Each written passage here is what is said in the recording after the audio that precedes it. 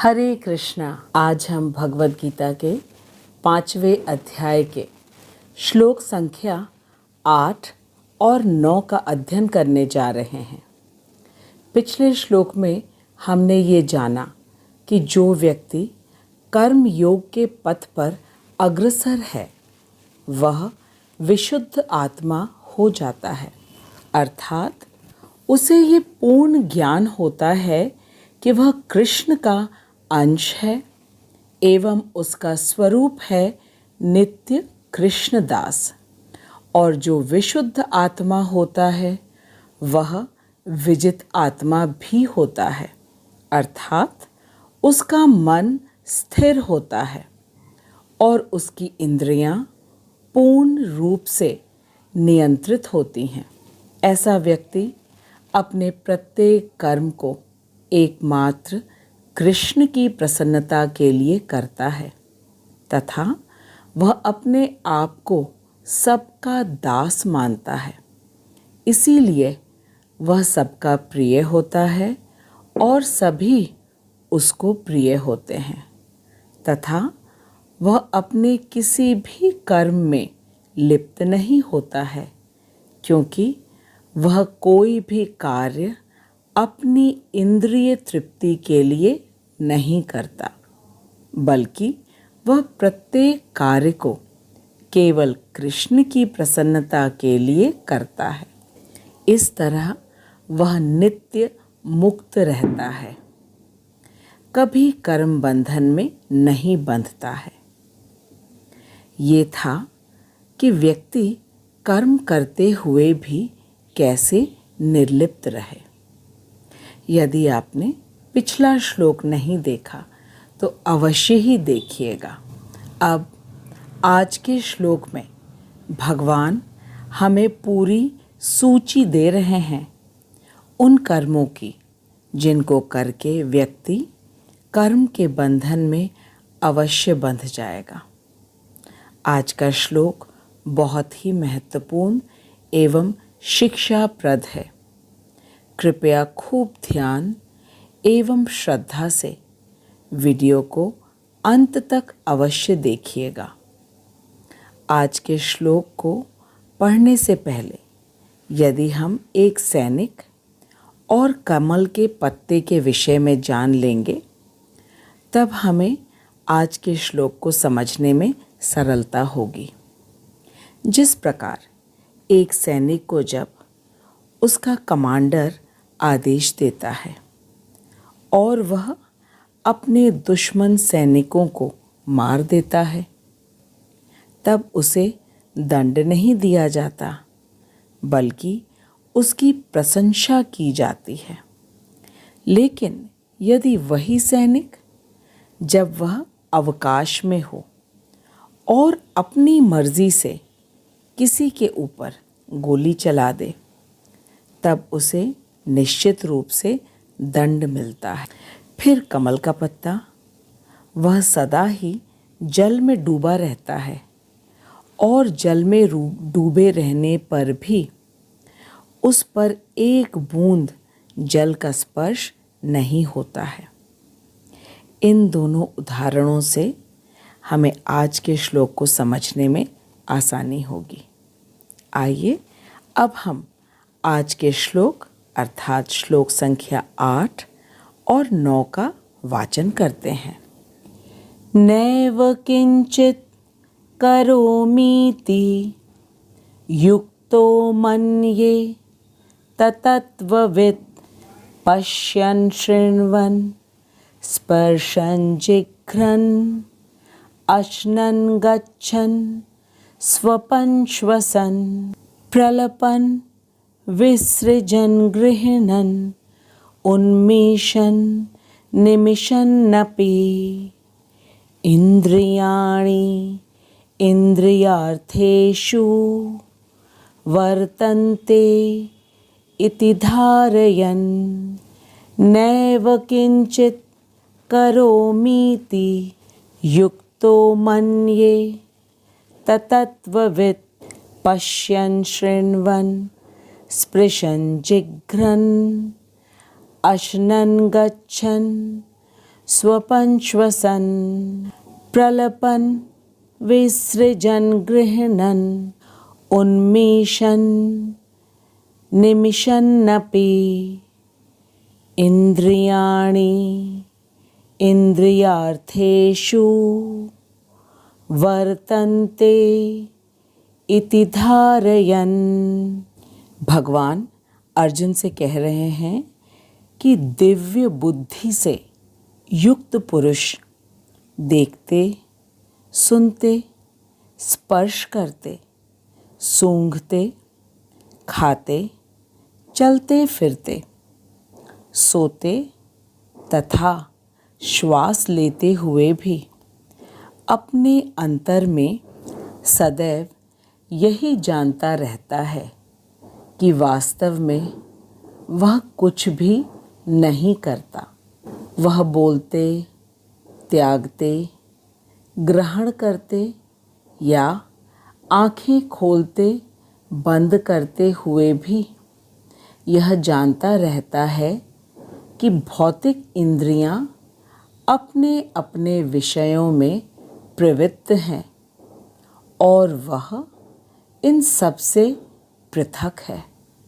वह तो आत्मा है और नित्य कृष्ण दास है। आज का श्लोक अत्यंत महत्वपूर्ण है क्योंकि हम सभी तो यही सोचते हैं, हम देख रहे हैं, हम सुन रहे हैं, स्पर्श कर रहे हैं, सूंघ रहे हैं, खा रहे हैं, या हम सो रहे हैं, या हम श्वास ले रहे हैं। यही भावना हमारे अंदर आती है। लेकिन आइए अब हम आज के श्लोक को पढ़ के समझते हैं कि क्या इन कार्यों को हम वास्तविक रूप में करते हैं या नहीं, और भगवान हमसे क्यों कह रहे हैं कि इन कार्यों को करते हुए यदि हम अपने अंदर कर्तापन की भावना को लाएंगे तब हम निश्चित रूप से कर्म बंधन में बंध जाएंगे। इसीलिए भगवान ने आज हमें इस श्लोक के माध्यम से हमें अर्जुन के द्वारा समझा रहे हैं कि इन प्रत्येक कार्यों को करते हुए हमारी सोच क्या होनी चाहिए। आइए अब हम श्रीला प्रभुपाद के तात्पर्य को पढ़ के इस महत्वपूर्ण श्लोक को अच्छी तरह समझते हैं। गुरु श्रीला प्रभुपाद की जय, अनंत कोटि वैष्णवों की जय। श्रीला प्रभुपाद हमें बता रहे हैं कि क्योंकि एक कृष्ण भावना भावित व्यक्ति का जीवन शुद्ध होता है, इसीलिए उसे यह अच्छी तरह ज्ञात होता है कि प्रत्येक कार्य की पृष्ठभूमि में 5 कारण अवश्य ही होते हैं, जिसके द्वारा ही प्रत्येक कार्य संभव हो पाता है, जैसे कि कर्ता, कर्म, अधिष्ठान, प्रयास तथा भाग्य। इन्हीं 5 कारणों से प्रत्येक कार्य संभव हो पाता है।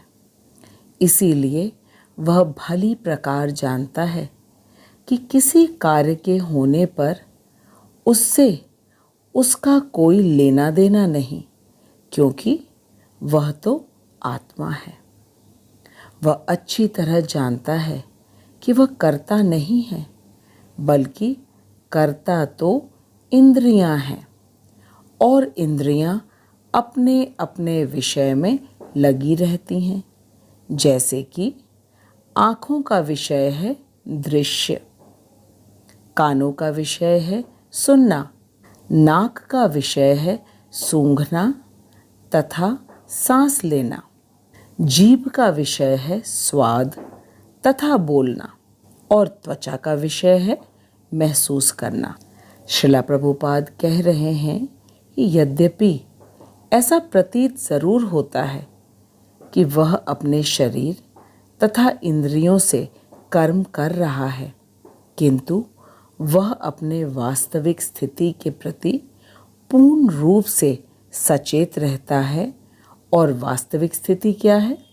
वास्तविक स्थिति यह है कि वह जानता है कि वह शरीर नहीं बल्कि आत्मा है, और आँख, नाक, कान, जीभ तथा त्वचा उसके शरीर की इंद्रियां हैं जो कि उससे भिन्न हैं। वह यह अच्छी तरह जानता है कि वह हृदय में बैठा हुआ है और उसे इस भौतिक जगत से कुछ लेना देना नहीं है, क्योंकि वह कृष्ण का अंश है और कृष्ण का वह नित्य दास है।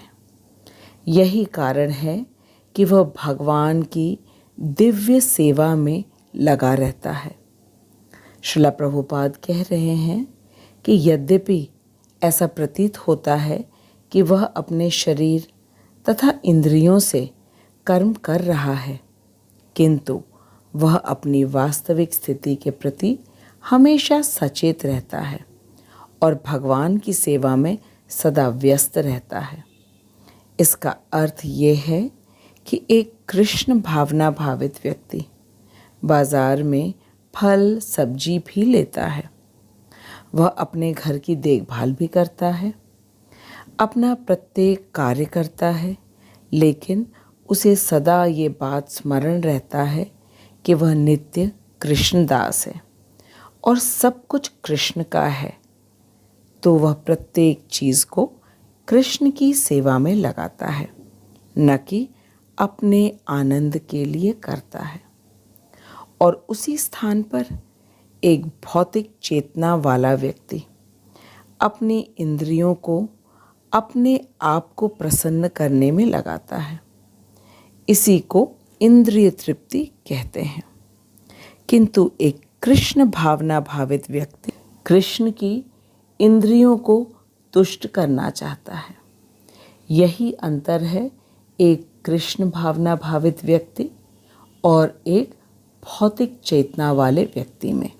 अतः एक कृष्ण भावनामृत अपने समस्त भौतिक कार्य करते हुए भी उससे प्रभावित नहीं होता है, क्योंकि वह प्रत्येक कार्य केवल कृष्ण को प्रसन्न करने के लिए करता है। इसलिए वह कभी भी कर्म बंधन से लिप्त नहीं होता है। अतः वह नित्य मुक्त है। वह कृष्ण को प्रसन्न करने के अलावा कोई दूसरा कार्य नहीं करता, क्योंकि उसे हमेशा ये ज्ञात रहता है कि वह भगवान का शाश्वत दास है। पिछले श्लोक में हमने ये जाना था कि जो व्यक्ति कर्म योग में लगा होता है वह विशुद्धात्मा हो जाता है और विशुद्धात्मा होने से वह विजितात्मा तथा जितेंद्रिय भी हो जाता है। विशुद्ध आत्मा का अर्थ है शुद्ध आत्मा। विजितात्मा का अर्थ है कि मन संयम में है तथा नियंत्रित है, और नियंत्रित इंद्रियों वाले को जितेंद्रिय कहते हैं। और कर्मयोग से तात्पर्य है कि वह शास्त्र विहित कर्म करता है और कभी भी विकर्म या अकर्म नहीं करता है। और कर्मयोग का अभ्यास करते करते उसका हृदय शुद्ध हो जाता है और शुद्ध हृदय में ज्ञान स्थिर होता है, अर्थात अब वह तत्वविद बन गया है।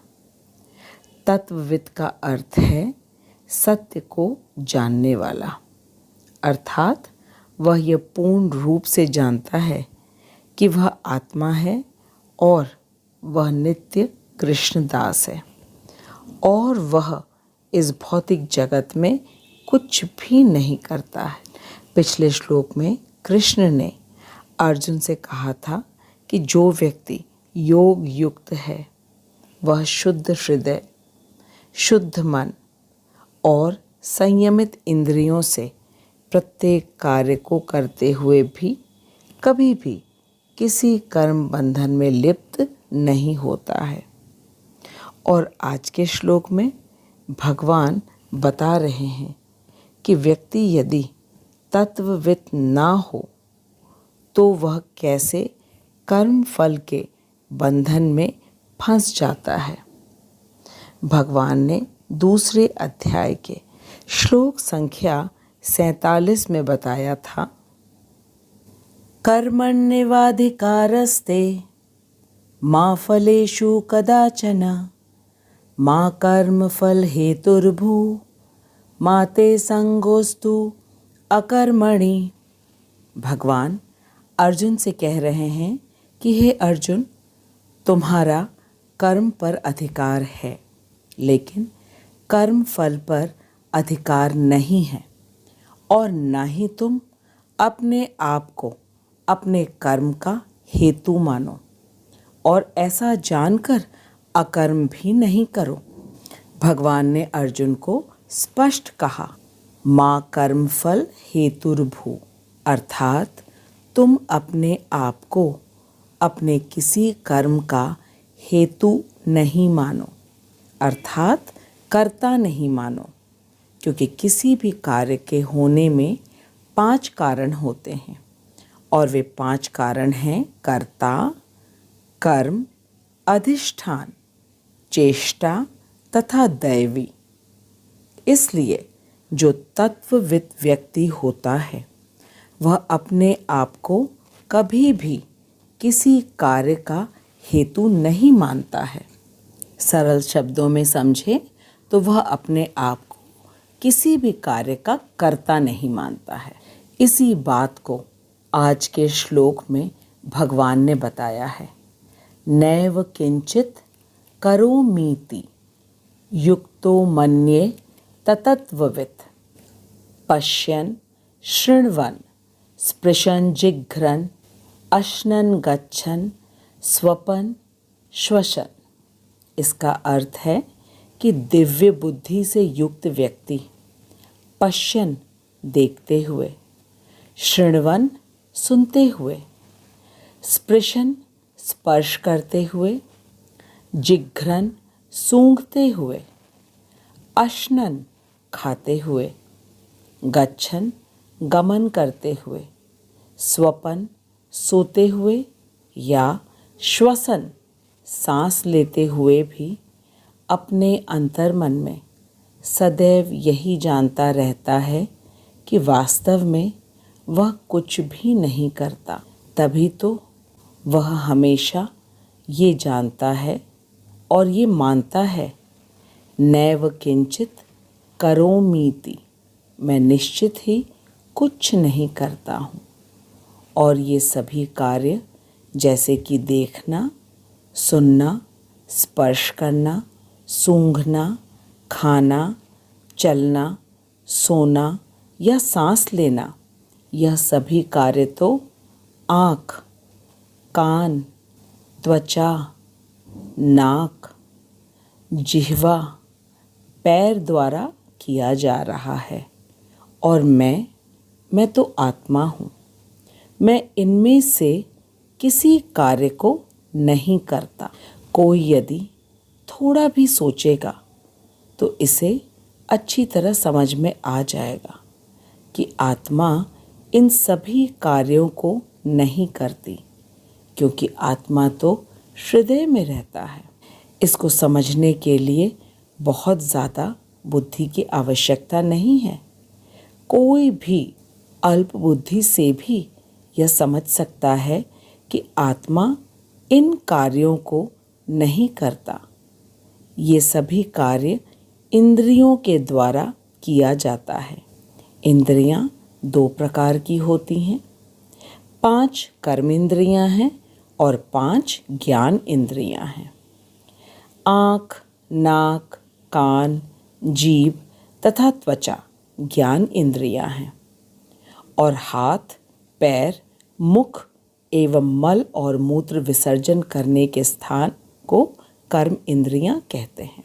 इंद्रियां ही अपने अपने इंद्रिय विषयों में चलायमान होती है, और आत्मा का इनमें से किसी कार्य के साथ कोई सरोकार नहीं है।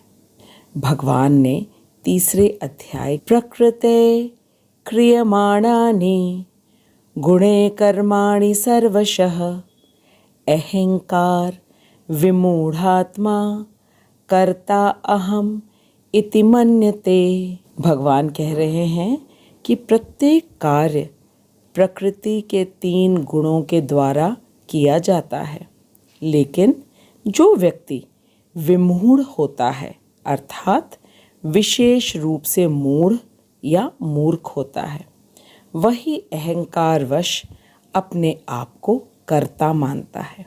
प्रकृति के तीनों गुण रस्सी के समान हैं और ये तीनों गुण हैं तमोगुण, जिसमें व्यक्ति आलस और निद्रा के वशीभूत होता है, तथा रजोगुण, जिसमें व्यक्ति खूब परिश्रम करके इंद्रिय तृप्ति करने के वशीभूत होता है, तथा सतोगुण में व्यक्ति वेदों का ज्ञान लेने में तथा ज्ञान की उपाधियों से बंध जाता है। लेकिन आत्मा को तो कभी भी कोई नहीं बांध सकता, उसे तो कोई मार नहीं सकता, उसे कोई देख नहीं सकता। आत्मा तीनों गुण के अंतर्गत नहीं है। आत्मा कृष्ण का अंश है और नित्य कृष्णदास उसका स्वरूप है। श्रीला प्रभुपाद कह रहे हैं कि प्रत्येक कार्य प्रकृति के गुणों के द्वारा किया जा रहा है और अहंकारी व्यक्ति कहता है कि उसने कार्य किया है, और जो तत्वविद व्यक्ति है, जिसको सत्य का ज्ञान होता है, वह कहता है कि उसने कुछ भी नहीं किया है। नैव किंचित करोमीति। श्रीला प्रभुपाद के तात्पर्य को पढ़ने के बाद हमें यह अच्छी तरह समझ में आ गया कि वास्तव में कोई भी कुछ नहीं करता, लेकिन अहंकारवश वह सोचता है कि उसने कार्य किया है। इसी बात से तो ये भी कोई समझ सकता है कि जो कुछ भी अच्छा या बुरा कर्म है, उसे उस वक्त इस बात से तो ये भी कोई समझ सकता है कि जो कुछ भी अच्छा या बुरा कर्म है, उसे उस व्यक्ति ने नहीं किया है, और सब कुछ प्रकृति के गुणों के द्वारा किया जाता है, और प्रकृति के गुण भगवान के अधीन हैं। तो इसका क्या ये अर्थ है कि सब कुछ अच्छा या बुरा सब भगवान ही करवा रहे हैं? ये प्रश्न हमारे मन में अवश्य ही आ सकता है।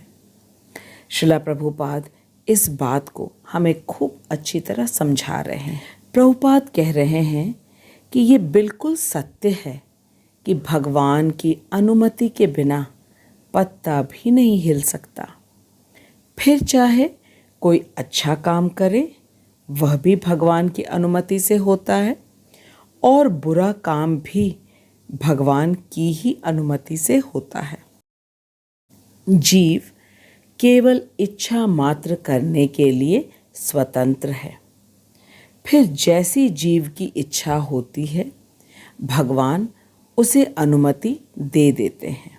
श्रीला प्रभुपाद कह रहे हैं कि जीव के पास जो आंशिक स्वतंत्रता है, उससे वह चाहे तो इंद्रिय तृप्ति कर सकता है या तो कृष्ण भावनामृत बन सकता है। भौतिक चेतना वाला व्यक्ति अपनी आंशिक स्वतंत्रता से अपनी इंद्रिय तृप्ति के लिए कार्य करता है और कर्म बंधन में लिप्त हो जाता है, क्योंकि वह अपने आप को अहंकारवश अपने कार्यों का कर्ता मानता है।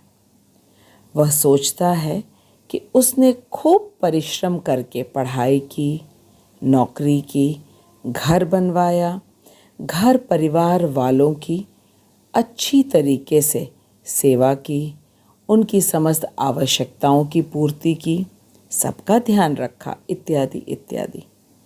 और उसी स्थान पर एक कृष्ण भावना भावित व्यक्ति, वह पूर्ण ज्ञान से होता है कि वह नित्य कृष्णदास है, तथा दास का कर्तव्य है कि वह अपने स्वामी की प्रसन्नता के लिए प्रत्येक कार्य को करे।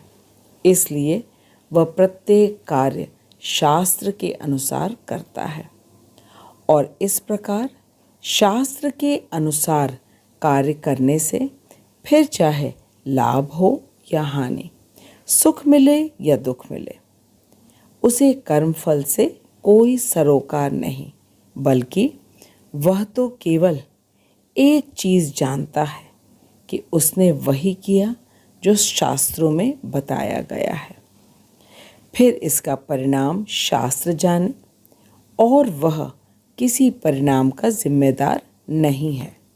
ऐसा व्यक्ति ही तत्वविद व्यक्ति होता है और अपने समस्त कर्म करते हुए भी वह कभी कर्म बंधन में लिप्त नहीं होता है। और जो व्यक्ति तत्वविद नहीं होता है वह अपने कर्मफल भोगने के लिए बाध्य है। और कर्मफल भोगने का अर्थ है 84 लाख योनियों में भ्रमण करना और निरंतर जन्म, मृत्यु, बुढ़ापा और बीमारी के चक्र में बंधे रहना।